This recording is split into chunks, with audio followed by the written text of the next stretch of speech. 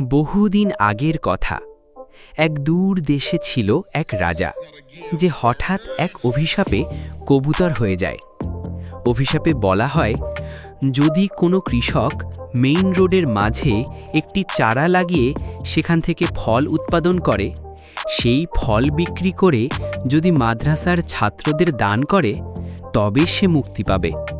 বছর পেরিয়ে যায়, কিন্তু এমন কোনো কৃষক খুঁজে পাওয়া যায় না।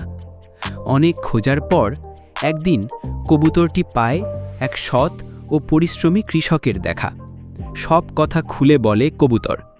শুনে কৃষক কিছু বলে না, চুপচাপ একটি পেয়ারা চারা নিয়ে চলে যায় ফাঁকা এক রাস্তায়। সেই রাস্তার মাঝখানে চারা রোপণ করে। প্রতিদিন যত্ন নেয়, পানি দেয়, পাশে পাহারা দেয় সেই কবুতর। দিন যায়, চারা বড় হয়। একদিন সেই গাছে ধরে অজস্র পেয়ারা। কৃষক সেই ফল তোলে, বাজারে নিয়ে যায়। অনেক লোকজন কিনে পেয়ারা টাকা দেয়। সেই টাকা নিয়ে সে চলে যায় এক মাদ্রাসায়। সেখানে দাঁড়িয়ে থাকে অনেক এতিম ছেলেমেয়ে। তাদের হাতে তুলে দেয় প্রতিটি টাকাই। ঠিক তখনই আকাশ থেকে নামে এক অদ্ভুত আলো, আর সেই কবুতর রূপান্তরিত হয় এক সুদর্শন রাজার রূপে। সে ফিরে পায় নিজের আসল রূপ।